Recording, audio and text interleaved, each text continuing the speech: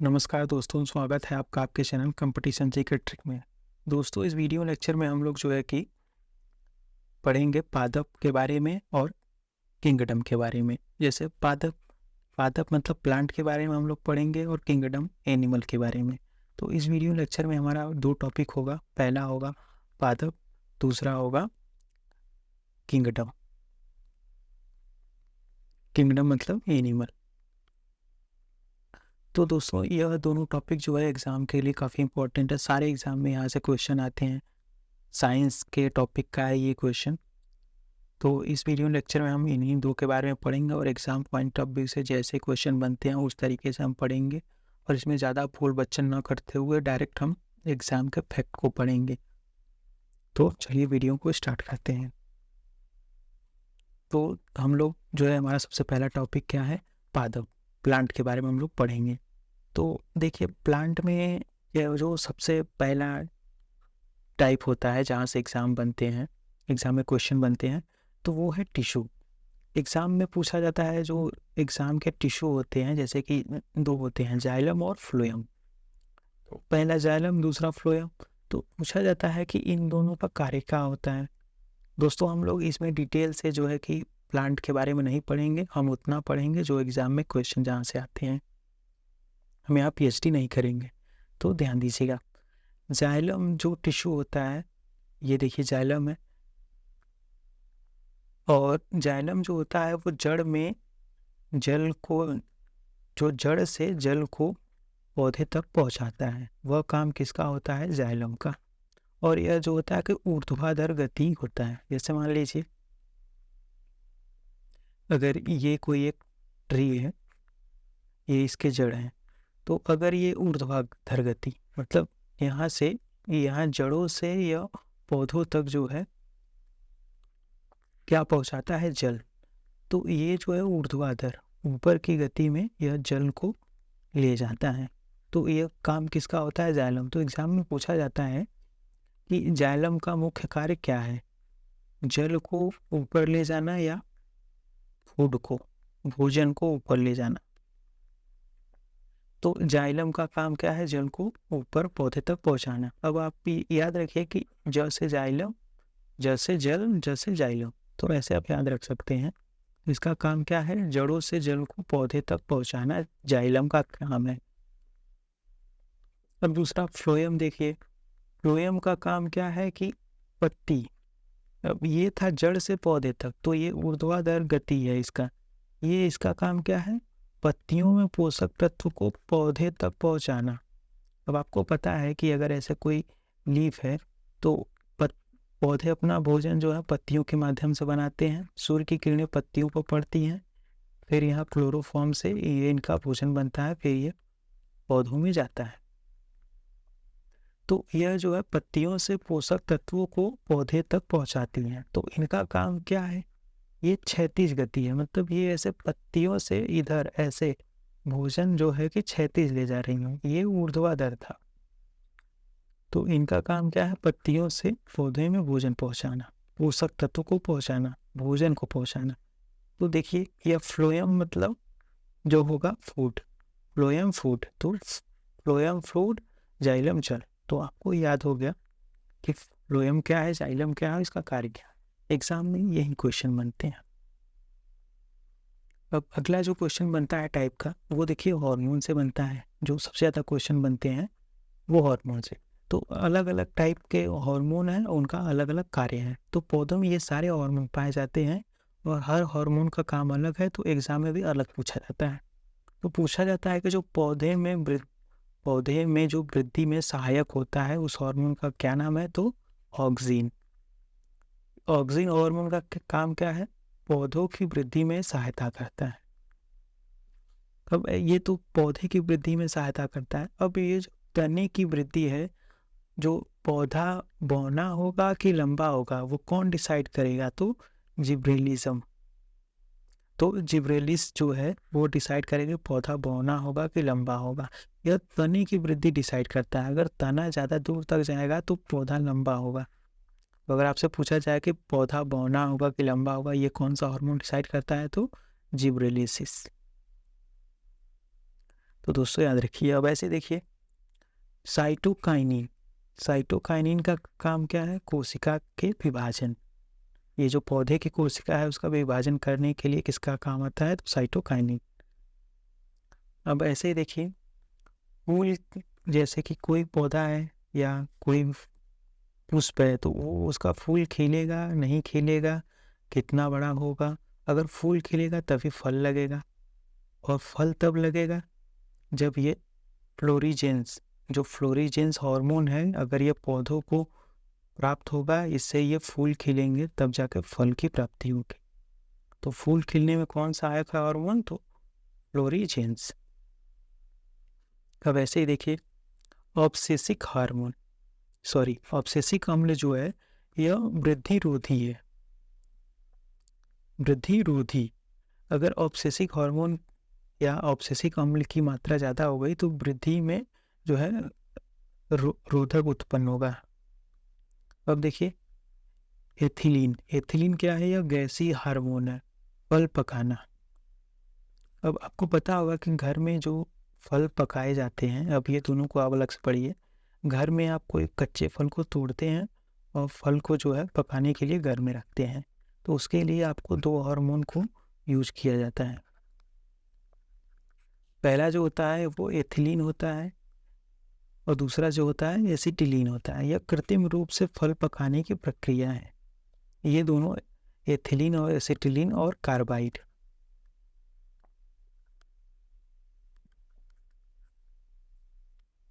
ये तीनों प्रक्रिया जो है वो फल पकाने में काम आती है।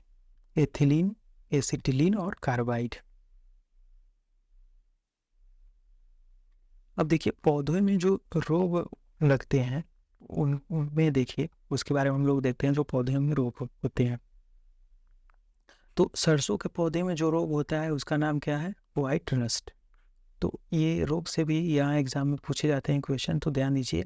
व्हाइट रस्ट होता है वो सरसों के रोग हैं। धान में कौन सा रोग होता है? तो खैरा रोग होता है। अब ये खैरा रोग जो है जिंक की कमी से होता है।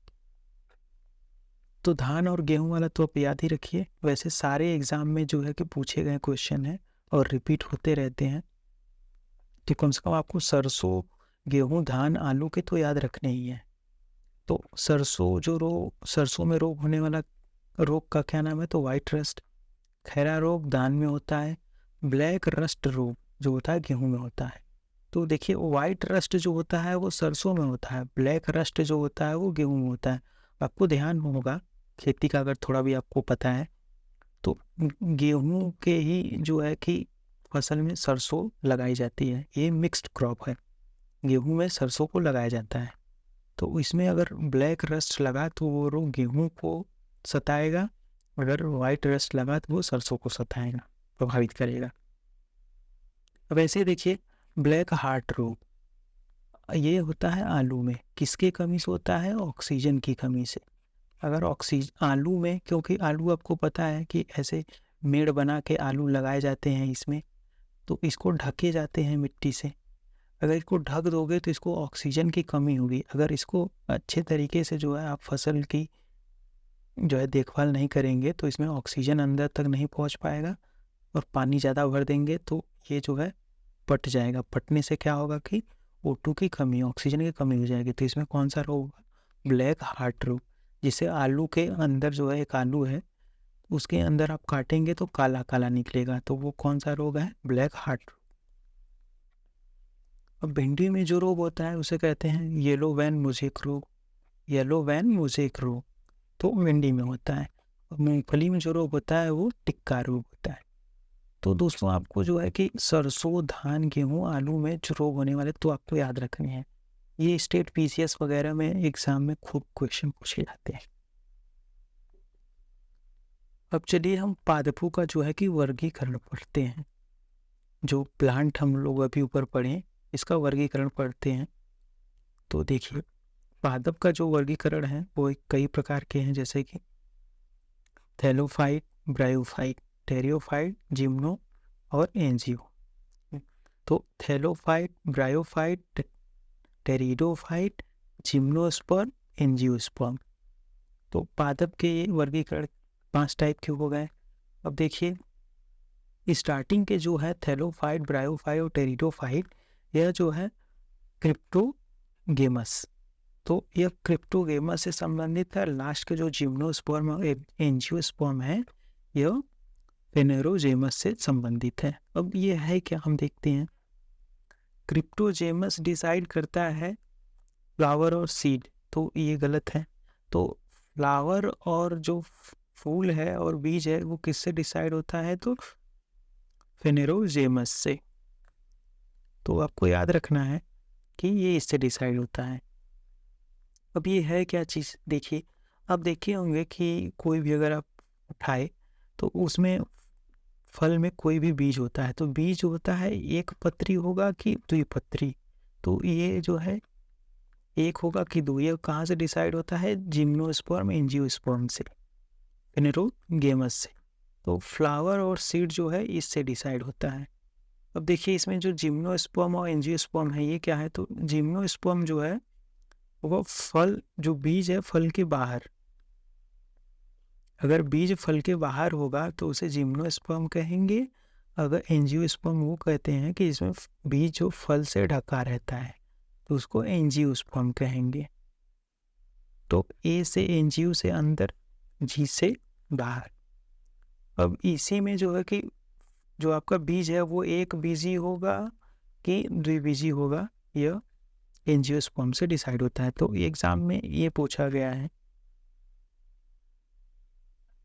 अब आगे देखिए, अभी हम लोग यहाँ जो थैलोफाइटा, ब्रायोफाइटा, टेरिडोफाइटा, तो हमने जिम्नोस्पर्म एंजियोस्पर्म के बारे में पढ़ लिया।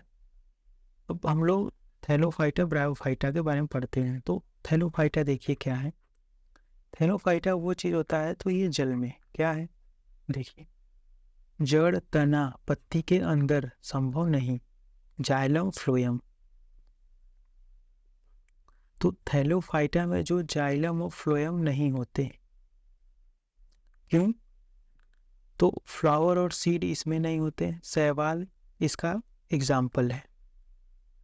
तो थैलोफाइटा का सबसे बड़ा एग्जाम्पल क्या होता है, थैलोफाइटा कहाँ होता है, जल में, लेकिन इसमें जड़, तना, पत्ती में अंदर संभव नहीं है।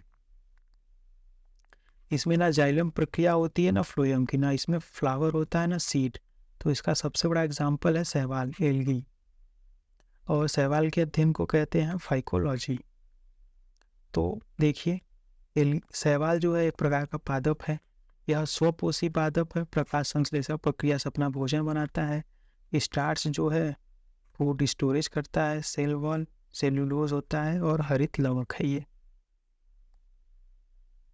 तो आपको पता होगा कि शैवाल जो ये एल्गी होता है, इसमें तो ना फ्लावर होता है ना सीड होता है, ये जल के अंदर होता है।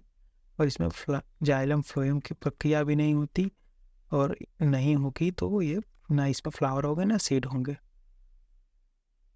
और इसमें जो है कि आप इसके जड़ में, तना में, पत्ती में आप अंतर कर ही नहीं पाएंगे कि ये जड़ है, ये तना है, ये पत्ती है।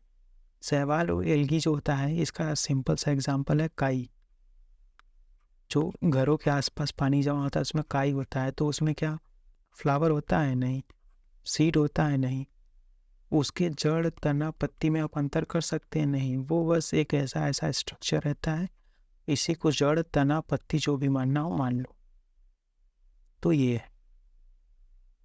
और इसी से जुड़ा जो है कि क्लोरेला जो है ये अंतरिक्ष यात्रियों का भोजन कहा जाता है, क्लोरेला को। और एना बेना जो है वो नील हरित शैवाल है, ग्रीन ब्लू एल्गी। एना बेना क्या है, नील हरित शैवाल है।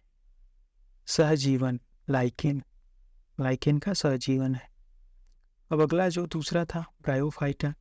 ब्रायोफाइटा जो है कि जल में और स्थल में दोनों में पाए जाते हैं। इसका सबसे बड़ा एग्जाम्पल क्या है, मोजेक। तो मोजेस देखिए ये उभयचरी होता, जो एम्फीबियन प्लांट है ये। और इसमें भी जाइलम नहीं होता, फ्लोएम नहीं होता, ना फ्लावर होगा ना सीड होगा। और इसे फाल्स रूट कहते हैं। जड़ जैसी होती है लेकिन वो जड़ नहीं होती। ये है मोजेस या मार्सेनिया। अब देखिए टेरिडोफाइटा। यह भूमि में और स्थल दोनों में होती है, भूमि या स्थल पे होती है। पहले स्थलीय पादप है ये, और इसमें भी जाइलम फ्लोएम नहीं होंगे, ना फ्लावर होंगे, ना सीड होंगे। पादपों के सरीसृप है ये, रेप्टाइल है, पादपों के रेप्टाइल, जैसे कि फर्न। होटल और घरों में जो है सजावटी पादप के रूप में फर्न का पौधा लगाया जाता है, तो इसका सबसे बड़ा एग्जाम्पल है। दोस्तों अब ये सब क्या है कि ये जो Thallophyta, bryophyta, pteridophyta, gymnosperm, angiosperm, ये जो है कि पादपों का ना एक क्रमिक विकास है। पादपों का जो है कि क्रमिक विकास है, कैसे के बाद कैसे कैसे बना। स्टार्टिंग में जो पादप विकसित हुए ना उसमें फ्लावर होते हैं ना सीड होते थे, लेकिन धीरे धीरे ये विकसित होते होते जो है कि इसमें फ्लावर और सीड दोनों होने लगे। तो ये है। अब ऐसे ही जिम्नोस्पर्म देख लीजिए, उसी के क्रम में आगे। तो जिम्नोस्पर्म जो होता है ये अनावृत बीजी होता है, नग्न बीजी। इसे क्या कहते हैं? बीज जो होता है कि फलों के बाहर होता है, जो बीज होगा वो फलों के बाहर होगा। जैसे मैं अभी आपको एग्जाम्पल बताऊंगा, इसमें आवरण नहीं होगा, मतलब ऐसे कवर नहीं होगा। और इसमें जाइलम की प्रक्रिया भी होगी, फ्लोएम की भी होगी। इसमें जड़ भी होगा, तना भी होगा, पत्ती भी होगी। लकड़ी प्राप्त पादप होंगे और कम पानी में ये होंगे। इसको जीरोफाइटिक कहेंगे। और इसका सबसे बड़ा एग्जाम्पल क्या है? पाइनएप्पल। जो पाइनएप्पल है उसमें क्या जो बीज होता है वो उसके बाहर होता है। अब एंजियोस्पर्म देखिए, ये प्लांट के वर्गीकरण में सबसे लास्ट क्रम है, ये इसको एंजियोस्पर्म कहेंगे। इसे आवृत बीजी कहेंगे। आवृत बीजी जो जिसका बीज जो होता है वो आवरण से ढका हो। बीज जो होता है फल के अंदर होगा। जाइलम फ्लोएम प्रक्रिया होगी, इसमें फ्लावर भी होंगे, सीड भी होंगे। इसमें एक बीजी भी होंगे, कुछ दो बीजी भी होंगे। जैसे चावल, गेहूँ एक बीजी हो गए, चना, मटर, आम, मूंगफली ये द्विबीजी होंगे। तो ये है।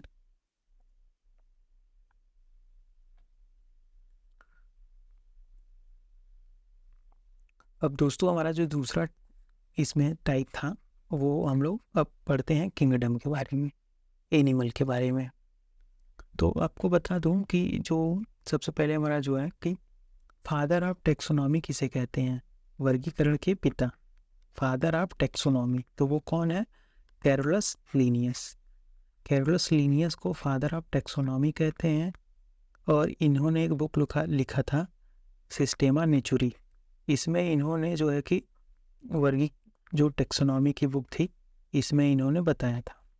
और यही जो है कि द्विनाम पद्धति के सिद्धांत को बताए थे। द्विनाम पद्धति क्या है? जिससे कि इंसानों का वंश और जाति पता चलता है। तो वंश और जाति का नाम क्या है? द्विनाम पद्धति। जैसे कि आपको देखे होंगे इंसानों को अभी क्या कहते हैं? होमो सेपियंस। तो होमो क्या है इसमें? उसका वंश है। सेपियंस क्या है? उसकी जाति। तो यही है द्विनाम पद्धति। अब किंगडम जो है, ये किंगडम 5 टाइप के हैं, जिसको पंच जगत कहते हैं या 5 किंगडम। और इसकी खोज किसने किया था? तो R.H. व्हिटकर ने 1969 में। और जो है फादर ऑफ टेक्सोनॉमी कौन है? Carolus Linnaeus. तो याद रखना है कि कैरोलस लीनियस जो है फादर ऑफ टेक्सोनॉमी है। और जो 5 किंगडम या पंच जगत के जो वैज्ञानिक हैं वो कौन है? व्हिटकर।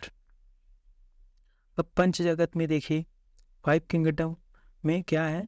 इसको 2 भागों में बांटा गया है, प्रोकैरियोटिक और यूकैरियोटिक। प्रोकैरियोटिक में केंद्रक नहीं होते, लेकिन यूकैरियोटिक में केंद्रक होते हैं। तो ये 5 किंगडम है कौन कौन से? तो आपने सुना होगा मोनेरा, प्रोटिस्टा, प्लांट, फंजाई और एनिमल। तो ये 5 प्रकार के हो गए। ये है 5।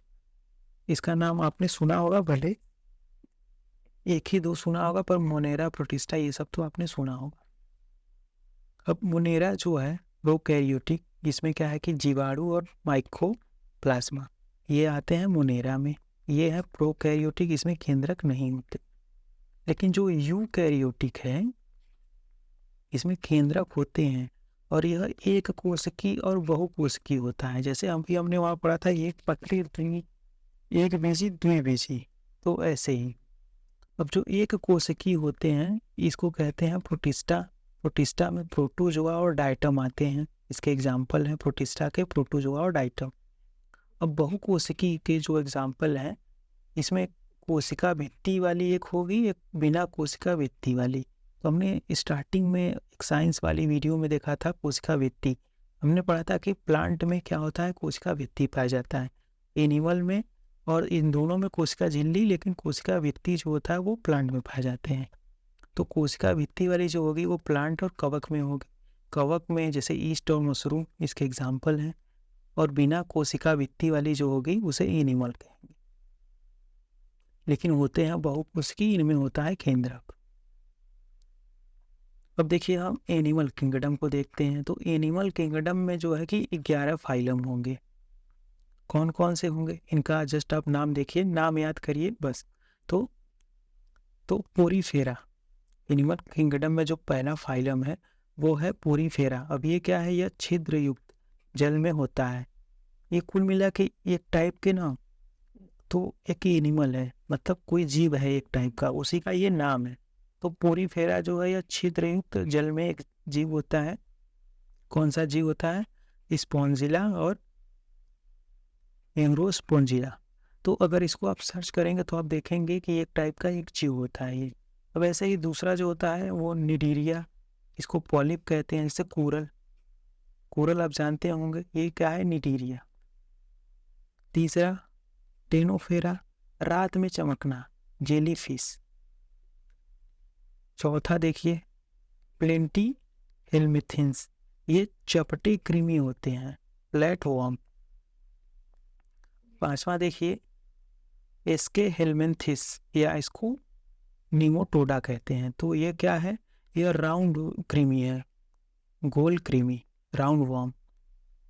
अब छठा जो है एनीलिडा है, केचुआ। केचुआ को जो है एनीलिडा कहते हैं। तो अर्थवर्म, रिंगवर्म जो है वो एनीलिडा है।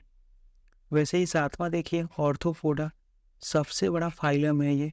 11वां फाइलम में सबसे बड़ा फाइलम जो है आर्थ्रोपोडा है। इसमें क्या आते हैं, कॉकरोच, मकड़ी, कीट, मच्छर, टिड्डा, तितली। ये इनके ज्वाइंट लेग होते हैं, 3 पैर, 3 जोड़ी पैर कॉकरोच के होते हैं। तो एग्जाम में ये पूछा गया है। अब ऐसे देखिए ना, 8वां है मोलस्का। इसकी कोमल त्वचा होती है जैसे घोंघा, ऑक्टोपस, शंख। और जो शंख होता है वो CaCO3 का परत होता है, मतलब कैल्शियम कार्बोनेट का परत होता है। मतलब ये शंख क्या है, कैल्शियम कार्बोनेट। वैसे ही 9वां देखिए इकानोडर्मेटा, ये क्या है, कंटीली त्वचा, जैसे स्टारफिश, जेली, सी लिली, और ऐसे ही करके ये सब। 10वां देखिए हेमिकार्डेटा, ये क्या है, वर्म लाइक। तो ये वर्म लाइक केचुए का टाइप के होंगे, मरीन एनिमल। और रेस्पिरेशन थ्रू ग्रिल, जो ये हेमिकार्डेला, ये जो वर्म लाइक मरीन एनिमल होंगे, ये अपना रेस्पिरेशन कहाँ से, गलफड़े से लेंगे, ग्रिल से लेंगे, जैसे इस टाइप के जो एनिमल है। अब लास्ट वाला 11वां देखिए कार्डेटा। कार्डेटा जो है ये कशेरुकी होते हैं, ये बैकबोन वाले होंगे। इनमें बोन होगा बीच में, जैसे कि अगर ऐसा कोई है, इंसान है, तो ये इंसान इसी में आता है कार्डेटा में। तो इनके बीच में एक बोन होगा, बैकबोन। तो जैसे देखिए फिश में बोन होता है, एम्फीबियन में होता है, रेप्टाइल में होता है, एवेस में होता है, और मैमल्स मतलब इंसानों में। तो ये है। देखिए कि अब आपको मैं बता दूं कि अगर आपसे पूछा जाए कि सबसे बड़ी स्तनधारी और सबसे बड़ी मछली, तो ध्यान देना है कि ये जो मछली, आप अगर ये व्हेल का नाम सुने होंगे, ब्लू व्हेल, तो ब्लू व्हेल ना कोई मछली नहीं है, पहले तो आपको ये जानना है। ये शार्क जो है यह मछली है, यह बात सही है, लेकिन ब्लू व्हेल मछली नहीं है, ये सबसे बड़ी स्तनधारी है। ठीक है, लेकिन ये मछली नहीं है। तो ब्लू व्हेल मछली नहीं है, स्टार फिश मछली नहीं है, जेली फिश जो है ये मछली नहीं है। तो एग्जाम में 4 ऑप्शन अगर दे दिया जाए कि इनमें से कौन मछली नहीं है, तो blue whale, star fish, jelly fish और शार्क, तो कहेंगे ब्लू व्हेल भी मछली है, सारे तो मछलियाँ ही हैं। तो इसमें जो शार्क है वो खाली मछली है और यह सबसे बड़ी मछली है, इसे डॉग फिश भी कहते हैं। लेकिन blue whale, star fish, jelly fish मछलियाँ नहीं हैं और ये सबसे बड़े स्तनधारी है ब्लू व्हेल। अगर पूछा जाए कि सबसे बड़ा स्तनधारी कौन है, ब्लू व्हेल की शार्क, तो शार्क सबसे बड़ी मछली है लेकिन सबसे बड़ा स्तनधारी नहीं, सबसे बड़ा स्तनधारी व्हेल है।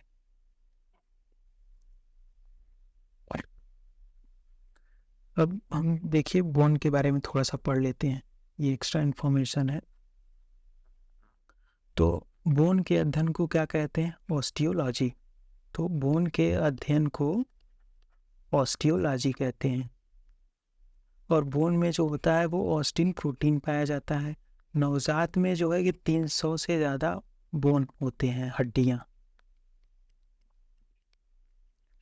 तो नवजातों में ज़्यादा हड्डियाँ होती हैं क्योंकि इनके छोटे छोटे जो बड़े बोन होते हैं उनके कई पार्ट होते हैं, धीरे धीरे वो आपस में जुड़ जाते हैं, बड़े होते हैं।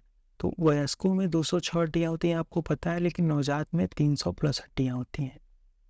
और ये जो 206 हड्डियाँ होती हैं 2 प्रकार में बटी होती हैं, एक होता है एक्सियल, एक होता है परपेंडिकुलर। मतलब देखिए, एक्सियल वाले कुल 80 बोन होंगे और परपेंडिकुलर वाले जो होंगे 126। 126 80 को जोड़ेंगे तो 206 आएगा। अब देखिए, जो खोपड़ी, रीढ़ की हड्डी और छाती होती है, ये एक्सियल बोन होते हैं, जो बोन ऐसे सीधे खड़े होते हैं, और परपेंडिकुलर वाले बोन जो ऐसे होते हैं।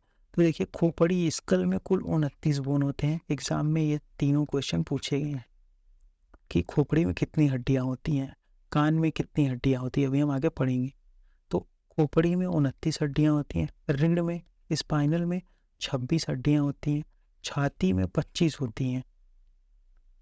जो हमारी छाती होती है ऐसे ऐसे करके, जिसके पीछे हार्ट हमारा छुपा रहता है, तो इसमें 12 इधर होती हैं, 12 इधर, 24 हो गई। और बीच वाली जो होगी ये 25वीं हड्डी है। अब ऐसे देखिए, कान में 6 हड्डियाँ होती हैं, मुंह में 14 हड्डियाँ होती हैं, कपाल में 8 हड्डियाँ, गर्दन में 1 होती है। और हमारे मसल्स जो होते हैं वो 656 मसल्स हैं, और मसल्स के अध्ययन को मायोलॉजी कहते हैं। और मसल जो होता है वो मायोसिन और ऑक्टिन प्रोटीन से बने होते हैं।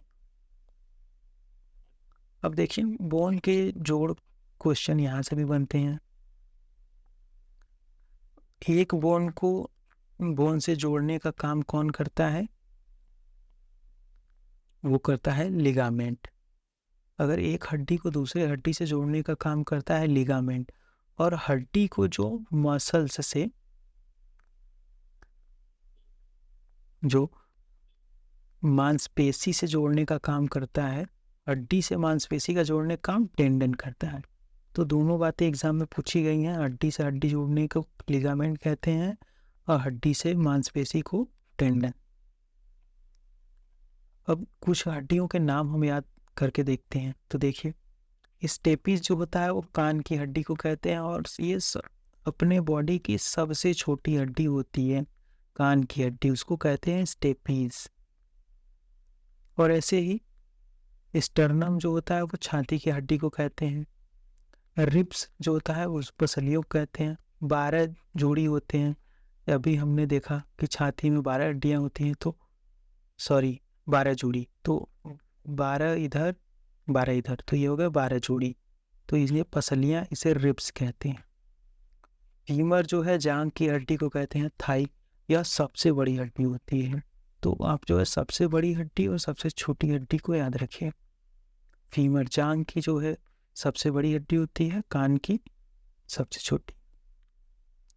टिबिया फेबुला पैर की हड्डी को कहते हैं, लोअर लिम्स में होते हैं। पटेला जो है वो घुटने की हड्डी को कहते हैं। पेल्विक जो है कूल्हे की हड्डी को कहते हैं। ये रेडियम और अल्मा जो हड्डी वो हाथ की हड्डी को कहते हैं। मैंडिबल हड्डी जबड़े की हड्डी को कहते हैं और ये सबसे मजबूत हड्डी है। तो सबसे मजबूत हड्डी, सबसे बड़ी हड्डी, सबसे छोटी हड्डी याद रखिए। सबसे मजबूत हड्डी जबड़े की हड्डी है, उसे क्या कहेंगे? मैंडिबल। स्कैपुला जो है कंधे की हड्डी को कहेंगे, यह भी एग्जाम में पूछा गया है। और क्लेविकल कहेंगे कंधे से छाती की हड्डियों को। जो हमारे कंधे से, ये कोई इंसान है, ये जो कंधे से और छाती में जो हड्डी जुड़ी रहती है, ये वाली हड्डी, उसे कहते हैं क्लेविकल। कॉलर बोन या हंसली, यह ब्यूटी बोन भी इसे कहते हैं। हंसली, collar bone, clavicle, beauty bone सारे एक ही नाम है और यह कंधे से छाती को जोड़ने वाली हड्डी होती है। तो दोस्तों, ये है हमारा, यह वीडियो यहीं पर समाप्त होता है। वीडियो देखने के लिए धन्यवाद। वीडियो आपको पसंद आया, वीडियो को लाइक कीजिए, चैनल को सब्सक्राइब कीजिए।